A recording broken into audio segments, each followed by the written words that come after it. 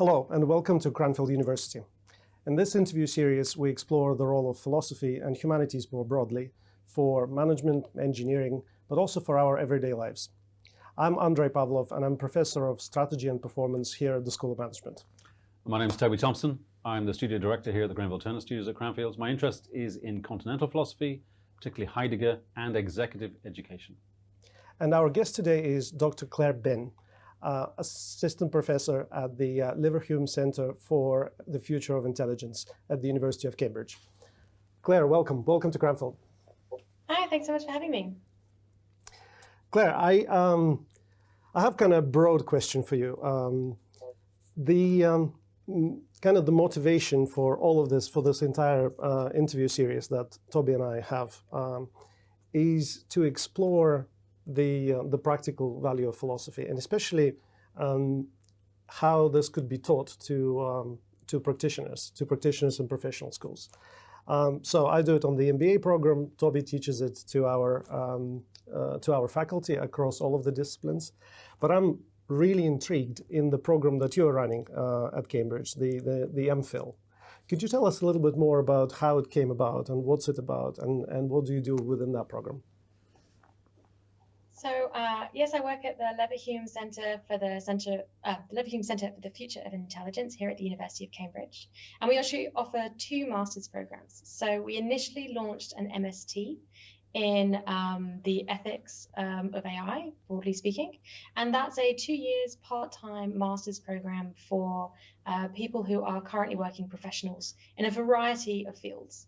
And that's been running successfully for the last 2 years, whereupon we realized that there was a real need for another additional program focused slightly more on research for people who often are coming out of their first degree. So this is the MPhil that I run in the ethics of artificial intelligence, data, and algorithms. This is a 9-month course. It's partly taught, so we have several taught components to it, and then extensive independent research parts as well. And your students are working professionals as well? No, so most of them have just come out of their first degree. Right. Some of them have had some time working in industry or policy or doing other kinds of study, and then they're here doing this now full time. Yeah, before they either go on to further research or back into their professional sphere. And so, what's the content of this MSc, and what are they after, do you think? So in the MPhil, then The MPhil, sorry. We're bringing together students from a huge range of disciplines. So we have philosophers, my background is in philosophy, but we also have people from all sorts of arts, humanities, social science, as well as technical disciplines. We have some journalists, some lawyers, it's a really broad spectrum. And so one of the things we're really interested in doing is bringing them together, to allowing them to develop a shared vocabulary, sharing the kinds of problems that each of their individual disciplines might have focused on, and then allowing them time to do both research intensive work where they can make a serious contribution to this field, but also explore beyond the discipline that they may have originated in, to do really interesting work that kind of cuts across those disciplinary boundaries. And so what are some of the questions that they're asking? What are some of the projects that they're doing? I'm not sure I can comment on any specific projects, given that they're still underway, but lots of interest at the moment on LLMs in particular, given the rise of ChatGPT and especially the new developments in ChatGPT 4. But all sorts of questions from geopolitics, the role of technology and its use in education, deep fakes, yes, foundational questions across the sciences and the arts and humanities, including some qualitative and quantitative work. A big branch of some of the work that gets done in my institute is also on narratives, like the use of stories and myths and narratives and metaphors to shape the way in which we understand and engage in the world. And so there's a big stream of my students who are interested in those kind of questions as well. And you said, Claire, AI. It's really very easy to say, artificial intelligence, but you also talked about large language models. Is there a spectrum of what we're talking about here in terms of AI? Are we talking about equity trading algorithms? Are we talking about ChatGPT? What are we talking about? So my MPhil covers a broad range, and I completely agree with you that it is very, very wide-ranging in terms of what people mean when they use the term AI.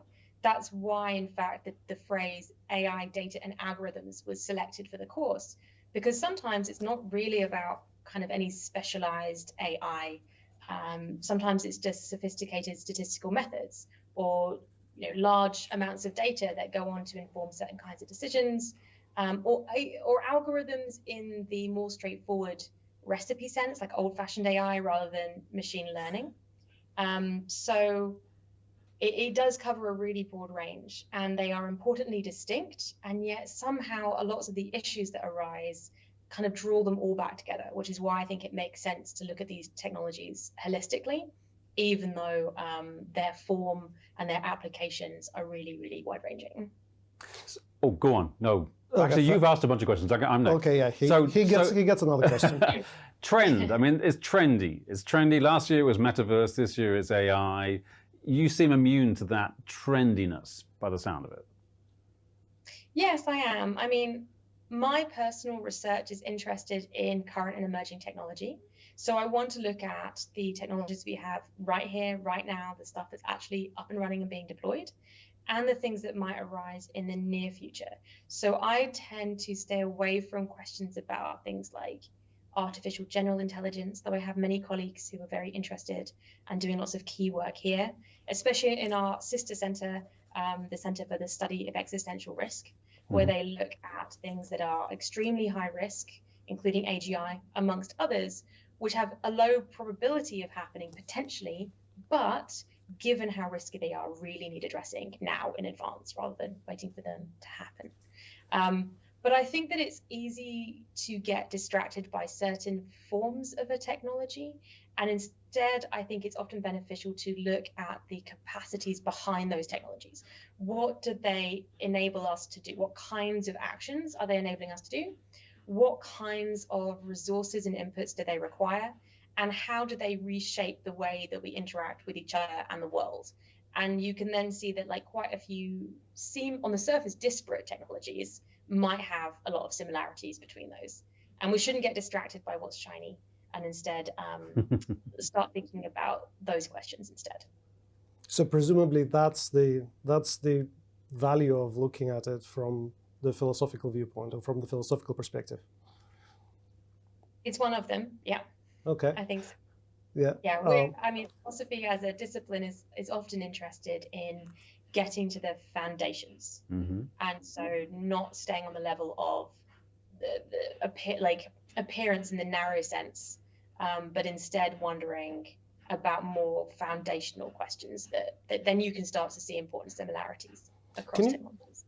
Can you talk more about the role of philosophy in these questions? I mean, why? So you're a philosopher and you're interested in the role of philosophy in technology as a researcher, but also, of course, you have a big component of that in the MPhil as well.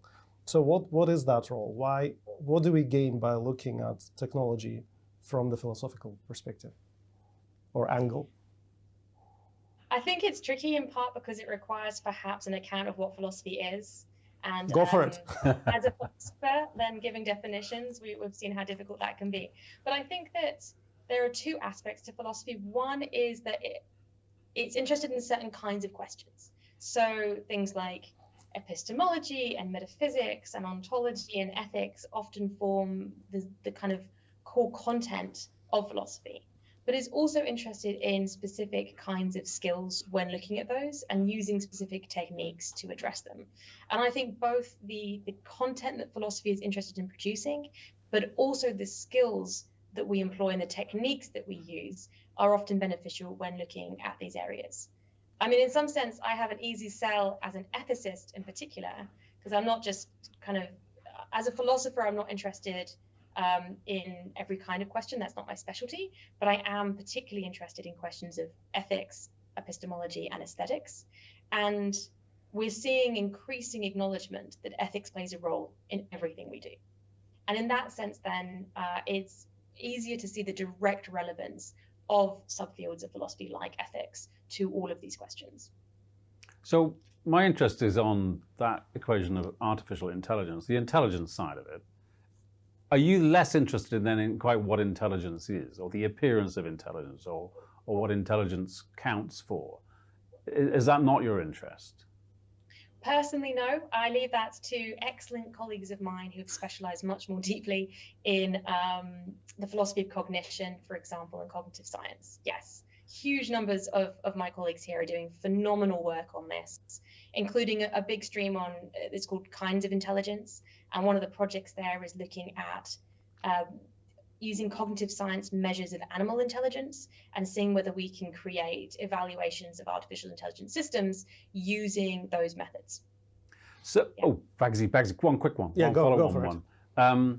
So, philosophy of action, by the sound of it, is something that touches into what you're talking about, an intention and a kind of Anscombe type approach. Is that of interest to you too? Well, I think that we can do a lot of really interesting and important work in the here and now without ascribing mental states to machines. So I think answering questions about those mental states can be really important. And questions are beginning to arise about machine consciousness, about machine rights, whether they can deceive, whether they can understand, and how many mental states you need to ascribe in order to start really comprehending what those claims mean, whether they're true, and the implications of those. But I think lots of the kind of basic machine ethics questions that we have so far left unanswered do not require us to really answer those questions at all. We can just say, no, they don't have intentions of the right kind. They are not motivated in the cognitive sense, perhaps, that we are. Sure, they have things that they care about. They're trained in certain ways. They have rewards of a certain kind. They can be made sensitive to certain kinds of loss functions, whatever, but they're not cognitive in any meaningful sense right now, I don't believe, but I also don't think the work I do requires them to be. So they haven't got desires, they haven't got a notion of the future for them, they don't have rights. Would you agree with that? In current form, I would say no.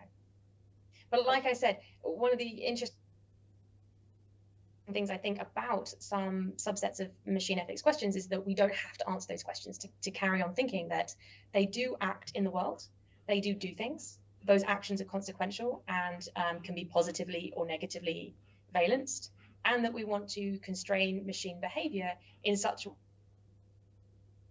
that it produces better outcomes for us and for our environment. And that's enough, right? That's enough to be getting on with. There's enough problems there to keep me going for a lifetime. To be getting on with, yes. I think it doesn't finish it, but yes. I suppose the question I have is, I completely agree with this viewpoint, but wouldn't you need to have at least an implicit view of the nature of intelligence in order to then say, okay, so that's my view, and then I can move on to other questions? Or is it not relevant at all? No, I don't think I do have to have an understanding of intelligence per se. Understanding what these machines do and what they're capable of doing is really important. But it depends whether you think that the idea of intelligence goes beyond that, whether it requires other kinds of specific cognitive states, or whether they need to be measurable on certain tasks that we think are important. That I'm not sure about, but an understanding of how these systems actually technically work and what they're in fact capable of, that is absolutely key. So what would be some of the questions, some of the ethical questions that we could ask about this? Kind of leaving the question of intelligence or the nature of intelligence aside, what are the questions that we could ask about machines and interacting with machines now in their present state? So some interesting questions that concern me are things like, when it comes to LLMs, how does our interactions with them change the epistemological setting that we're in? Do they tell us, can they tell us untruths? Clearly, yes. How do we judge the capabilities that they have merely from interactions with them? What does this do to the knowledge environment that we're in? Obviously, there's lots of questions about this year in particular, when so many consequential political elections are underway, how these kinds of technologies are going to shape our environment from a knowledge perspective. And I'm also very interested in machine behavior. So are there constraints that we want to put in place? What kinds of constraints? What kind of ethical considerations can we and should we program into these machine systems so that they can interact in our world in a way that produces morally beneficial results? The implication there being clear, for me at least, is that there's some notion of truth in the background here, and to how much are they mimicking truth, or how much are they revealing truth to us? Do you think truth is important? Yeah, very much so.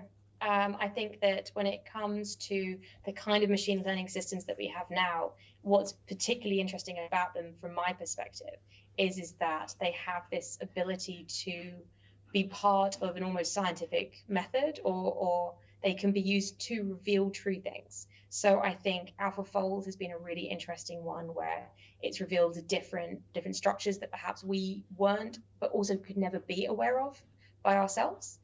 Like, the value of machine learning is its ability to learn and therefore to teach us. And yet at the same time, it's not just in the business of discovering, but it's also in the business of communicating that to us. So it does not only reveal perhaps some true things, but it might also then not necessarily tell us true things. And we should be interested in both sides of that equation. So in terms of hallucination, I'm just thinking on a negative and an extreme sense. You could say that ChatGPT-4 conceivably hallucinates. It comes up with stuff that isn't true.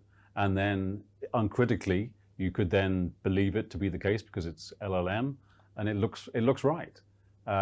Is that something you can regulate against? I think so. Hallucinations, I think, was word of the year last year, and it's been quite debatable about whether it's the most appropriate term to be used for LLMs. But what I think is more interesting than the fact that it tells us the wrong thing sometimes, right? So it's been well documented that things like ChatGPT are really bad at quite very simple tasks. So and it's got better at some things. So GPT-4 is definitely better at some things that it was bad at in GPT-3. But when I have tested GPT-4, things that a 5-year-old could do, like how many times does the number 100 appear in this list of numbers, it will get wrong just over and over again. Like, even if you tell it it's wrong and ask it to correct, it will get them wrong. And you might say, well, we should be worried about it telling us false things. But I think what's more concerning is the unpredictability of it telling us false things. So if it was consistently just bad at something, we would be able to adapt. But actually, it's really, really good at a whole bunch of tasks. And then you only have to change that very same task a tiny amount, and it will consistently get that wrong.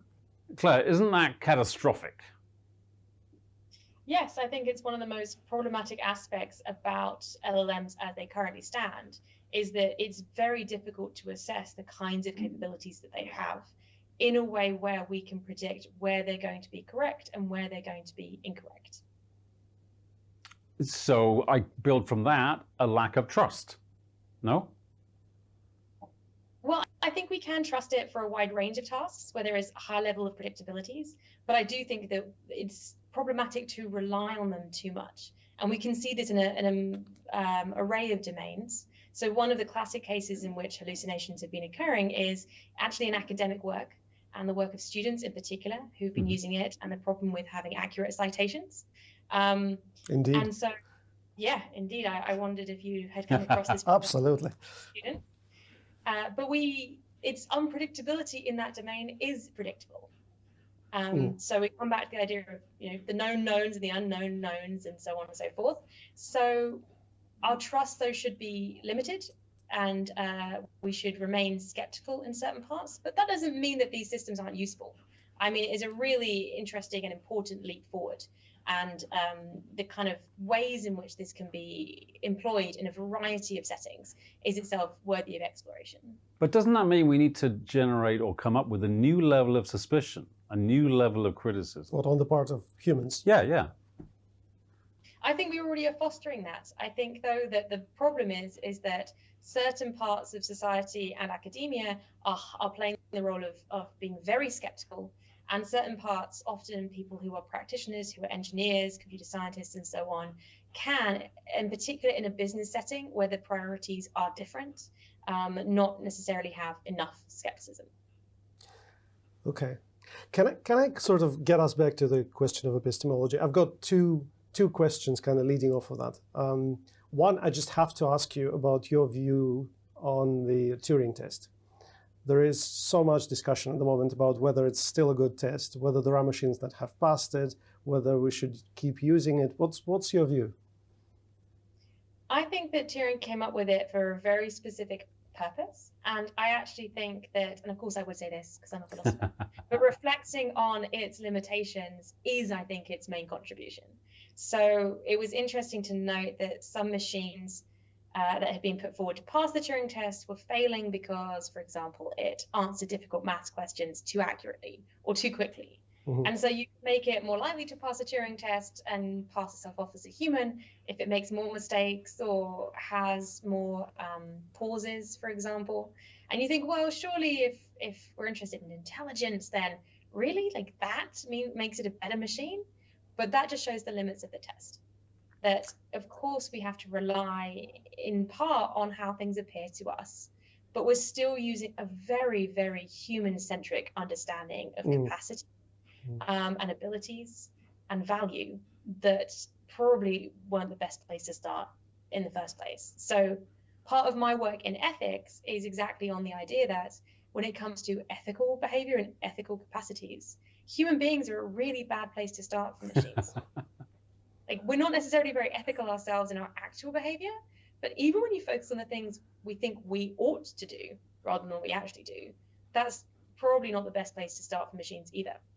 And we can't be relied on the truth either. No. We're terrible. There's lots of questions about like whether we should hold human standards as this by which to evaluate machine systems. And if we're no. Indeed. If we're teaching the LLMs and we're the ones that are modeling it for the computers, there's a tremendous amount of confirmation bias anyway. Surely it's just what we fancy, and we're partial. Yep, LLMs like ChatGPT and others, then their job is to essentially say something that probabilistically a human would say in response to that problem. Yeah, and are we really that? Is that the measure? Fair enough. What does management say about that?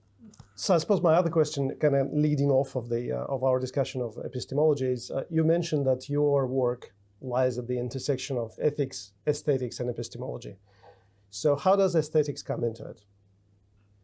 I'm particularly interested in appearance.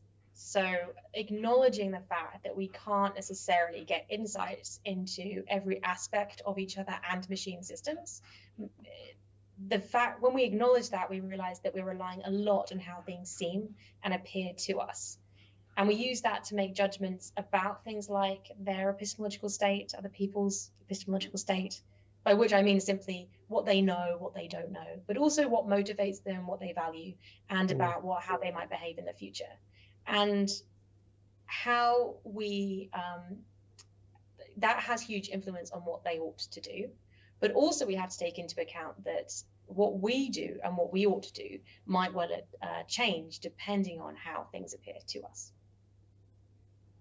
Which for me is addressing Kant's noumena, the stuff that you can't see, pun intended, because art allows you to engage with the surface qualities. So it sounds like when you said the machine answers too quickly or too accurately, that's quite a mannered approach. If only you mannered it. You can't reach. There's something you can't reach here. There's something unattainable. Help me out here. Well, it's true. I think it demonstrates the limitations of us, that we are always on the outside, that there is lots of things we cannot have direct access to. But this is not a new problem. So the problem of other minds has always been the fact that I can't have direct access to your personal, subjective, lived experience. And yet we get along very well, often, with each other and in the world, despite that. So the question is then, how can we do things like constrain ethically machine behavior while acknowledging that there are certain parts of that system that we are unable or unlikely to have access to as well? And so we can then focus instead on how that behavior is communicative. And that's like one of the focuses of my research. You say it's not new, sorry. Yeah. Plato in Phaedrus has Socrates say that writing is very dangerous, can't be trusted, because it's going to make sure the students can't remember things because you write it down. So writing is dangerous. It's untrustworthy. That's back in the 4th century, before the Common Era. Nothing new there. So almost all developments in technology have prompted anxiety about the elimination or reduction of certain human skills. And artificial intelligence has been no different. So there's an interesting line of research that's been done about this idea that the use of AI is going to lead to a reduction in certain human skills. But part of that discussion is, well, how bad is that? So most people might not know how to set up, use and operate a typewriter anymore. Most people don't know how to effectively wash their clothes by hand. And lots of people, myself included, are really bad at map reading. So if you tell me how to get somewhere by giving me actual directions or a physical map, I'm not going to have a clue. But really the question is how tragic is that loss? So I once, in my MPhil, actually I gave them a list of activities and said, how sad would you be if you just never did this again? And it was really divided, really divided. So some people are, I don't know, champion orienteers or something, and thought map reading was really key to human existence. And most agreed that knowing how to wash your clothes by hand, they had happily never had any human ever do again. But it's an interesting question. How valuable are these skills? Does the notion of progress, does the notion of progress come up there? That we are progressing. Look how we are progressing. We're so much better than we used to be. Absolutely. This idea that we have progressed beyond hand washing clothes. It's all about being able to do new things, about replacing menial tasks often. But now we're entering into a situation where people are also very anxious about the reduction of intrinsic or instrumentally valuable things. So moral decision making is the classic example where we think that being the author of our own moral decisions is important, even if we are actually less good at doing it than, say, a machine system. It's not true right now, but suppose we had a system where we could automate it. Ask it any moral question, it will give you a more accurate answer than you will ever produce. Is it the case that you should just do whatever it says? Should we just defer in that instance?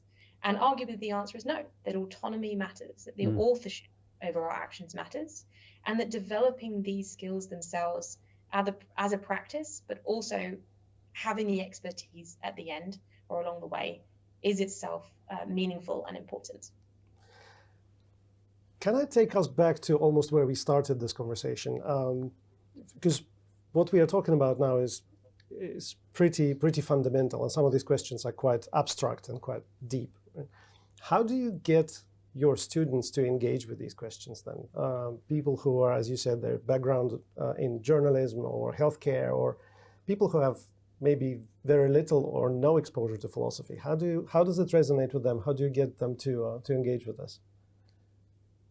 So one thing I think that's been interesting in the last 5 to 10 years, I think, is a real resurgence in the interest and importance of philosophy. Yes, I'm glad you agree. I'm glad you agree. So, I think there was a long period of time when I was doing a PhD, for example, where it really felt like maybe this was the end of the road for philosophy, that no one cared anymore. But things like these technological developments have highlighted the real value of philosophy. And I find that, and maybe this is the kinds of people I naturally meet, and there's a selection bias there, have a lot of interest and goodwill towards these topics in the first place. I haven't come across many people who are just fundamentally unmotivated to engage. But whether they really want to know about what philosophers actually do and have to say, rather than their idea of what philosophy might do or say, is a different matter. And I think that some ways of engaging them is to use compelling examples in particular, like really good case studies, things that get them really wondering and questioning. Those are really key. And then also to provide them with conceptual scaffolds. I think philosophy is particularly good at doing this, breaking things down and then systematizing them, providing taxonomies, providing distinctions, providing ways that then you can break up complex problems and think them through in a structural manner. And the other thing I think that philosophy can bring to the table is the fact that a lot of it is just about questioning the assumptions that you came into the room with. And it's fun to unpack that with people, to kind of say, okay, like this is your view now, but wait, what is it relying on? And what do we think about those assumptions when we bring them to light? Isn't it disorienting? What sort of reactions do you get from your students? It is often disorienting. I think that philosophy students come in kind of liking the feeling of being disoriented and disorienting others often. But Yes. people who come from non-philosophy backgrounds can actually be quite upset by it. So I luckily do not have many people yell at me in my life or really get mad at me. But the times when I have, it's been challenging thought experiments, raising and challenging assumptions, and people can get very deeply upset. In one class, students of mine almost came to blows about some of the material. It was on topic, so I took it as an educational win in some ways. But it is very difficult to have the foundations of your worldviews challenged, and that's understandable. I know what you mean. I had a student walk out of my session on the ethics of technology. Wow. Yeah. I can't help but think, Claire, a previous colleague of yours, a guy by the name of Ludwig Wittgenstein, said that philosophy is nonsense. We're just wrapped up in language puzzles unnecessarily. Do you get students thinking the same thing? Good question. Not very often, no. I think most of again, there's selection bias, right? They've come into this course because they're convinced about the importance of ethical questions. Now, I should state that when we say ethical in my course, then this spans the entire normative or evaluative domains. That we're not talking about philosophical ethics, we're talking about morality, sure, but also the law, policy, epistemology, aesthetics, social norms, and more, anything evaluative. But I mean, has not academia and LLMs shown us the importance of language? Even if we think it's just language, then language is how we understand the world. Language is how we comprehend. And so I think that philosophy is very far from nonsense. Or you could get all Derridian about it and say there's nothing outside the text. Boy, is there nothing outside the text, because that's all the LLMs know. So it works both ways, I'd say. Mm-hmm. Go on. No, I was going to say, could I sort of change gears a little bit and ask a little bit about you and your background? So what is your background, and how did you make the choice to become a professional philosopher? So I'm not sure how honest I should be about the series of accidents that have led me to where I am, but I'm very grateful to be here. So I have done philosophy all the way down, so to speak. So I did pure philosophy here at Cambridge, in fact, my undergraduate degree, and then my MPhil and my PhD. And my focus in my PhD was in ethics in particular. And then when I finished that, I really wanted to start focusing on questions of technology. I thought it was becoming really pressing, that it was disrupting, but also augmenting human experience. And at the heart of it all, the thing that really drives me is the question of how do we act in the world? How ought we to be? And what kind of world do we want to build? And that requires us to have some ethical understanding. And so I did a series of postdocs. I had a lot of opportunity to do some really exciting research, but my passion has remained teaching. Wherever I've gone, no matter how voluntary it has been, I have ended up teaching, and I love it. I think that teaching teaches me an awful lot and guides a lot of the work that I do. It's a great privilege to work with such exceptional and capable students as I have got to teach. And rewarding. So, very, very rewarding indeed. And I have landed what I consider to be my dream job, where I get to do exciting interdisciplinary research that is respected for its interdisciplinarity rather than tolerated, while also getting to work with some phenomenal students. Can I issue a jargon alert? Because I know one of your interests is in supererogation. Mm-hmm. What on earth is that? So supererogation is a fancy Latin word for a very common everyday human experience, which is going above and beyond the call of duty. So I love this topic. This was the subject of my PhD. And I was drawn to it because ethicists love the dark and miserable side of our worlds. So academic philosophers, ethicists, love murderers and liars and thieves and promise breakers. They love promise breakers. And I thought, well, why are we always focusing on all the bad people when there is a lot of good in the world? And so I then wrote a very joyous PhD where I focused instead on the people who give blood and presents and save people from burning buildings, and the heroes, the saints, but also the really almost mundane, everyday kindnesses that make up our world. And supererogation's fascinating in part because despite the fact it is cross-culturally robust as an experience, I haven't yet met anyone from around the world, and I ask everyone I meet, who doesn't have this concept, who doesn't have this idea. There are some things we have to do, and there are some things that are good to do, but we don't have to do them. Then no traditional normative ethical theory really makes room for this category of action. So the classical three in Western ethics are consequentialism, deontology, and virtue ethics. And on none of these theories on their own is there really space for this category of very common actions. You missed out utilitarianism there. Is that something of interest to you? I think in effective... That'll be consequentialist, no? Yeah, well, I'm just thinking of the Oxford movement for effective altruism. Oh, I see. Yes, so I counted utilitarianism as part of consequentialism there, and essentially, and there is no room for it. No. Okay, so the connection with supererogation and AI. Say some more. Well, initially, I honestly just wanted to move on to a new area of research. But interestingly, there has nevertheless been a crossover, and I actually have a paper in draft format, unpublished as yet, using supererogation to illustrate the ways in which machines fundamentally differ from us, and thus why their ethics must be fundamentally different from our own. And the case study that I use is how vital supererogation is to our everyday morality, and therefore why our morality is a bad model for machines for whom supererogation is simply inapplicable. So we have to invent a new ethics, or we have to be super critical of our moral codes and our ethics to understand AI? What are the consequences of what you just said? That we can't use us as the model, that these attempts to begin with our intuitions about what we ought to do, or that start with our behavior as something to replicate, are fundamentally misguided. And that instead we have to start with the machine systems themselves, their capacities, and the way in which we want the world to be, right? So most of ethics is really focused on our actions. How ought we to behave? And instead we have to transition a little bit to the idea of how do we want the world to be, and how can these systems with these specific set of capacities contribute to the realization of that goal. Sounds like a giant reset button. Isn't a lot of art and literature understanding what it means to be human, which involves those ethical codes? You're saying maybe not.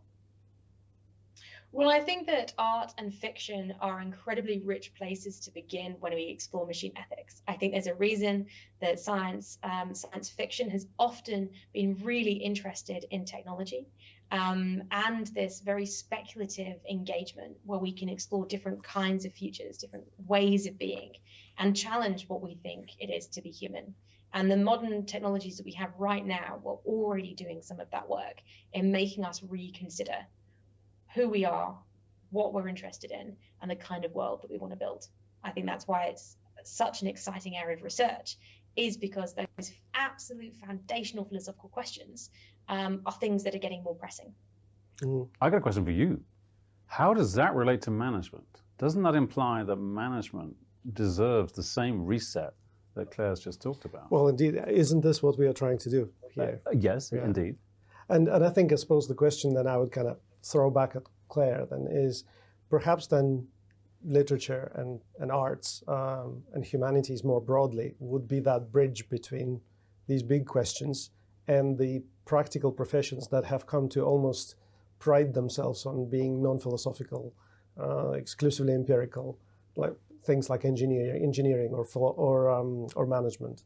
I mean, but is that the bridge? And also, I mean, I suppose if I could throw in a related question, what's your view on the kind of major misconceptions that people do have about philosophy and its role? So, yeah, and I do see that they are linked, because I think people often think that they're not relevant, like philosophy isn't relevant or the humanities isn't relevant. Indeed. Primarily because of the misconceptions that they have about what philosophy is and what it does. So some classic misconceptions are, the biggest one is that it's all just a matter of opinion. And that's absolutely patently not like just So not pure true. relativism, yeah. Yes. So this is an idea that, if everyone has an opinion on this, then a philosopher's opinion is just another opinion, and that's all there is to say. Now, it's not necessarily the case, it's definitely not the case that philosophers have the answer to every question. We'd be out of a job. But there are always more interesting questions to be asked. But one thing that is true is that even when we don't know the right answer, we can know the wrong answer. And philosophy, I believe, definitely has made progress at illuminating some of the important contours and features of a problem space, but also have highlighted avenues that have been dead ends or are contradictory. It's also very good at revealing the costs of certain positions or certain kinds of actions in the case of ethics. And so I think that increasing public understanding of how philosophy can really reveal the assumptions and the foundations of the way we understand ourselves and the world around us will go some way to reversing that idea that it is just a matter of opinion. So when you're interviewing students who want to come on your course, what are you looking for? If someone's watching this session, great question. If someone's watching this thinking, how do I get all philosophical like Claire? What qualities are you looking for? So two things to clarify. One is that we don't interview. We only have an application process. And two, then it's not about being philosophical. So we really are looking for people from a wide range of disciplines here. But what we're looking for the course is at least enough background knowledge or demonstrable interest in the issues at the intersection of ethics, again, very broadly understood, and artificial intelligence, data, and algorithms to be able to flourish on this course. Some demonstrable academic abilities, that again, we know that you would actually kind of thrive doing the kind of work that we do, and having an idea about what you really want to address here. So motivation on the one hand, and demonstrating the skills that you have to thrive in the kind of work that we're offering an opportunity to undertake. And really that passion that goes beyond the surface. So not being taken up by, the headlines or the hype, but actually thinking then, well, what are the issues that underlie this? And how would we go about making progress in addressing those issues in particular? So you have you're breeding is the wrong word, but you're developing a cadre almost of accidental philosophers. It would seem that's for professional schools, management schools. That sounds like not a bad idea. Practical, maybe, rather than accidental. But sorry, I didn't mean to interject there. That's all right. So I think it's hard to discuss these issues, almost any issue, without ending up asking some philosophical questions. But I might think that because I'm a philosopher. And that's you would say that. We would say that. Would say that, indeed. But I do think there's a value for almost anyone, from my students who don't come from philosophy backgrounds, who end up writing non-philosophical research, but also management students and engineers and so on, being exposed to some philosophy, because it is challenging. I mean, it specializes in critical self-reflection, and surely anyone could benefit from that. But at the same time, I should point out that there is a danger in the idea that then anyone is or anyone can be a philosopher. Philosophers also have deep levels of quite specific expertise, and actually then integrating not just philosophy into education programs, but also philosophers, I think is equally important. Where's this leaving you? Well, it leaves me with lots of questions about how we actually do this. How do we integrate philosophy into professional programs? So here on the MBA, for example, I just decided I'd try a module, an elective module. And it worked. But it did work. And to me, this was a massive revelation that I tapped into a massive hunger for these big questions, and which I didn't realize was there. And it was great. But there's got to be a more intelligent way of integrating this into practical professions, like management, like engineering, like healthcare, maybe like medicine or jurisprudence. What's your view, Claire? So, I mean, it is a tricky one because obviously it's a whole discipline in and of itself, and I don't expect anyone to master it while also attempting to master another exactly degree. But I think some practical things that can be done is to break philosophy up, like break the contributions of philosophy up into content specific things, like the ideas and the kind of questions that occupy philosophers, the techniques that we use. And then also I think a third thing would be like the virtues that we have, or the virtues that we think are important. I shouldn't actually say that we have them. Some people don't. It's hard, but we strive towards them, at least, shall we say. So there are focusing specifically on techniques, I think, you can look at the fact that, like I was saying before, philosophers are really interested in challenging assumptions. So encouraging people from any discipline to say, okay, let's stop a minute and consider what are the assumptions behind the kind of conversation we're having right now. And to take a step back from that and say, all right, for example, we took these options to be the only options that there are, or these to be the costs. Why is that? Is there an alternative way of viewing this? What does the way in which we're engaging, or the way in which we're thinking about these things, tell us something interesting about ourselves? And are those things that we actually kind of, on reflection, believe are the most important, or the things that we would endorse upon self-reflection? And then there's also kind of the virtues that philosophers, I think, as I was saying, strive towards. And these include things like humility, the idea that we're not going to be necessarily right about everything. We're going to have blind spots, and we have to be self-aware. But also things like curiosity, openness, that willingness to question the absolute fundamentals, I think, can be infuriating to a non-philosopher, but at the same time, I think is one of our great strengths as a discipline. The fact that there's nothing that is off the table to be questioned. And that can be really revealing. That can really help to illuminate the foundations of any discussion. But I also think at the heart of many questions that people are interested in from a range of professional and academic backgrounds are at their base philosophical questions. And philosophers have a lot to offer when it comes to thinking about this. Isn't that dangling a kind of nice shiny thing called transgression? And really, is there agency in transgressions these days? I can't change algorithms. I can't change AI. I know you've written about what we should and shouldn't do with our data.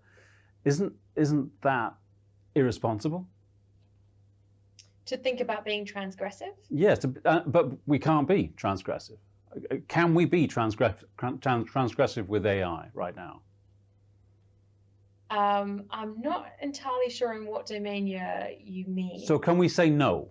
Can we say no? That's the wrong thing. It's collecting the wrong data. It's the wrong answer. Oh, I see. I don't trust it. I can't be sufficiently skeptical. We should be doing something completely different. Is there really agency in that? So there's two questions there. One is the saying, like the importance of saying it, and then the opportunity for doing something about it. And I think that highlighting the limitations of these things is really key. The imagining of alternative possibilities, the wondering, well, what would happen if we just said no to this entire technology, right? Facial recognition, lots of people ask for a moratorium on it. And that was an exploration of the idea of just saying, no, not right now. We need more time to think about it. But in terms of our agency to do something, I think one of the most difficult things about thinking of regulating technology at the moment is that the focus has been recently on individual action, and that is highly limited. And if you were thinking in a perhaps more conspiratorial way, you might think that was deliberate by big tech companies to say consent, that is all that matters, right? So there's been one big model of regulating technologies is to say that we are simply going to ask people to consent or not consent. And that puts all of the onus of responsibility on individual users. And yet lots of research has shown that not only is that consent not very meaningful, you get all these pop-ups and you want to read something or do something on the internet and you have to just click yes or no, or and they make it really hard. You have to click all these different buttons and people tend not to do it. But also we're not well informed enough. So when we click consent, does anyone really understand what they're clicking yes to? For the most part, no. It's a lot of legalese, it's extremely long and tedious, it's very, very challenging. But also, a lot of research has shown it is almost entirely pointless. So lots of social media companies may well have data on you, even if you said no, because other people have said yes, and they have data on you. But also lots of things we're worried about are capacity based. So you think about the models that are being built now and the things that they can do. Any one person's data is almost entirely meaningless to that model. We could remove that one person's data and the model would probably function just as well as it currently does. So does it really matter whether or not you say yes or no? And so I think a big part of the work that's being done at the moment is this move from saying it's an individual problem that has an individual solution to saying that this is a society-wide problem that requires some society-wide solutions, which is why I think there has been more impetus now on government regulation to attempt to provide that in a structural way and not rely on individual consumers who, for example, at work might be required to use a certain software. Who gets to have consent then? I'm thinking of the pantomime villain of corporations that captures our data. Should we be saying no to them? Can we say no to them? They seem so big, they seem unstoppable. So I think there's kind of good news and bad news. So one is sometimes I think that the story that gets told about the impossibility of regulating big tech is a little overblown. We have regulated successfully highly complex, very consequential industries. So I think aerospace is an interesting domain to consider. And I know that's, I think, of particular interest in Cranfield. Yes, there's absolutely. Aerospace there. And think, yeah, like look at the way in which planes and airlines operate all around the world. This is an extremely complicated system. There's no one person who understands everything that is going on in these systems. And yet somehow we have successful, for the most part, regulation. It's not perfect.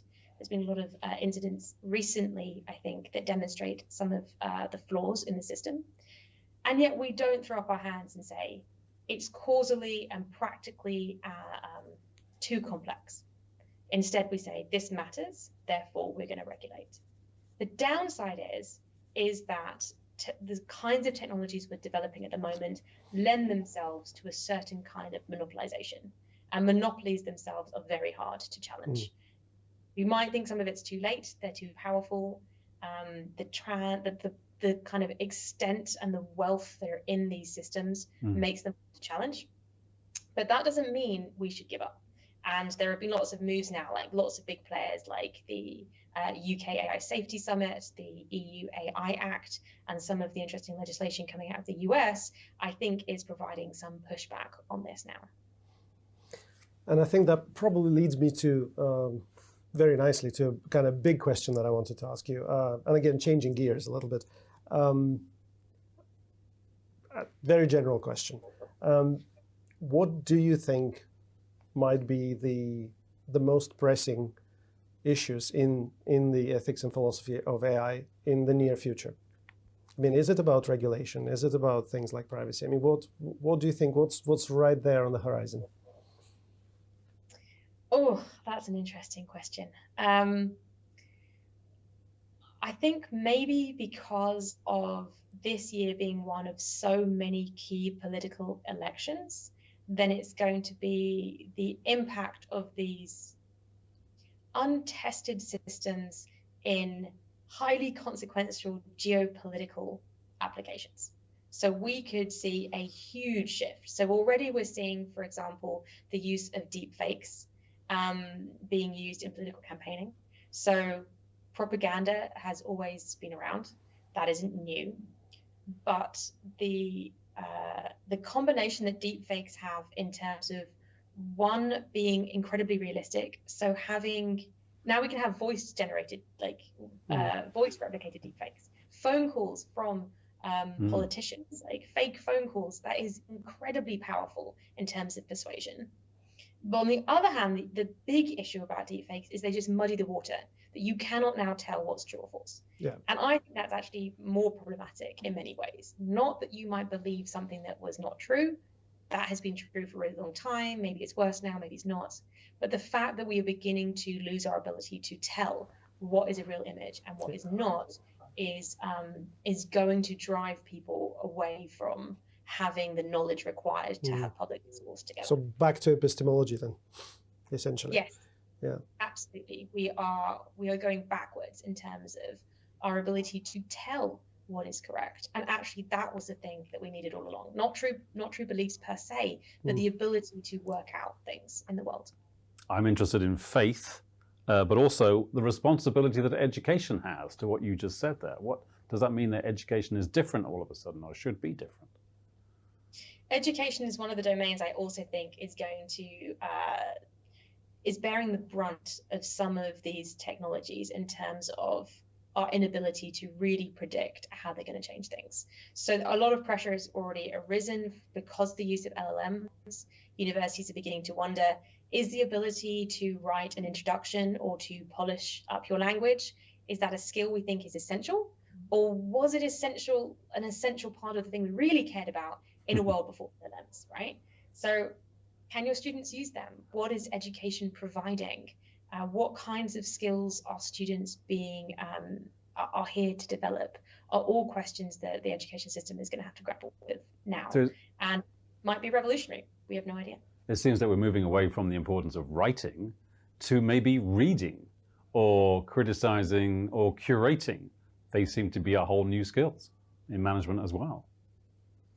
Yeah, absolutely. And again, we have to then look at this interplay between the tragic loss of skills, a negative loss of skills, and a positive loss of skills. So I'll be the first to put my hand up and say, my handwriting is appalling.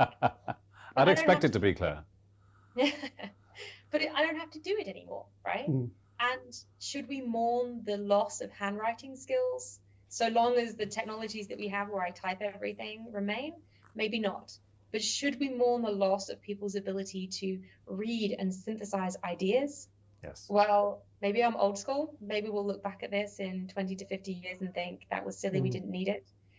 But at the moment, I think that that is intrinsically valuable and that we are eroding opportunities to do it. But doing that philosophical thing of taking one step back, why are people using these systems in education, right? Why are students using them when perhaps we're told them not to? Well, one of the reasons is that the workplace has become so competitive. There is an idea about scarcity and the need to come out at the top of some sort of educational hierarchy to be competitive in the world that we're in. And maybe that's where we should start as the problem. Maybe it's not so bad that people lose these skills if only they were doing it for reasons that we thought were actually worthwhile, rather than I need to use an LLM to help write a draft of my essay because I need to do well, because I worry about not getting a job, because I worry about cost of living, and so on and so forth. And of course, these motivations could be structurally determined as well. So could I then ask you about your current kind of interest? So we've talked about what you think might happen in the broad field here, but what's occupying you at the moment? What's on your intellectual radar screen? What books are on your desk? What are you reading and thinking about? So most things on my desk at the moment are papers that I'm hoping student to papers. Yeah, very good. Not student papers, but my own papers. Okay. So I have a bunch of research that I'm hoping to work on at the moment. So some of this is about deepfakes and the role that they have in the creation of pornography in particular, and how we might be able to find ways of addressing that. Some of it is about trust. So there's quite a contentious discussion about trust in machine systems. So one camp thinks it's impossible to trust things that are not human. Another camp thinks it's possible. And I want to look at why perhaps we ought to trust untrustworthy things. I'll leave it there as a little teaser, but hopefully that will come out in the near future. But I'm also very interested in design solutions. So a big move has been made at the moment to kind of democratize or have participatory design processes and include more people in that. And I want to in part look at the limitations of those things. So that's just kind of a taster of some of the things I'm working on in the near future. Wow. It sounds like you think your students, frankly, anyone watching this, could creep up on what you're talking about from literally any angle. Exactly. I'm thinking of art in particular, but it almost doesn't matter, right? There's an agnosticism to what you're talking about. Now, part of me thinks, as a philosopher, maybe that isn't right. And I'm going to go back to my point I mentioned earlier. Faith. Faith seems to be an island where this doesn't apply. What are your thinkings about faith? So actually, there's a research stream here at my center on faith and AI, and I'm hoping to somewhat revive it, to resurrect it, shall I say, because and it actually absolutely does apply. So in two directions. So on the one hand, the use of AI systems in faith-based environments, I think, is particularly interesting. So there's been some anecdotal stories about it being used to generate, like LLMs being used to generate sermons, but also, how do we feel about robots in otherwise sacred spaces? I think there's lots of very interesting questions when we bring these two spheres together. But the other side of this is that faith-based language is one of the key ways in which we are describing and trying to comprehend technological systems. So this idea that technology might bring about the end times, obviously draws heavily from certain kinds of traditions about the end of the world, but also talks of super intelligences and the idea that perhaps metaphors and narratives that are coming out of faith-based traditions are the way in which we should really be trying to explore and comprehend these things. So they, I think, are very much intertwined. And it would be an interesting space to explore further. Wow, I'm fascinated by that. What it means to be in the world. That's astonishing. So perhaps the last question that I have, kind of a more practical question for those who might be watching this video. Back to the big question about the practical value of philosophy, whether it's in technology or more broadly. If there was one thing that you could recommend to someone watching this video that could help them really experience the practical value of philosophy for themselves, what would that be? Oh, I mean, philosophy is a way of life. But I suppose if I had to give one piece of advice, it would be get speculative. See if you can stand outside of yourself for a minute, like pause in whatever you're doing and think, could this be done completely differently? Like, what are the underlying assumptions of this? What have I got caught up with assuming or taking to be necessary or taking to be important or valuable? And just taking a moment to question that. Because I think once we allow ourselves to be more imaginative, more curious, more open, to engage in this critical self-reflection that philosophy really tries to cultivate, we bring a lot of things to light about who we are and what we care about, but also what's possible. And without that, we can't make the world a better place. I couldn't say anything else. I got one last question. I think you know Halvard. I asked Halvard a random question. I got one here for you. Andy Warhol or J.S. Bach?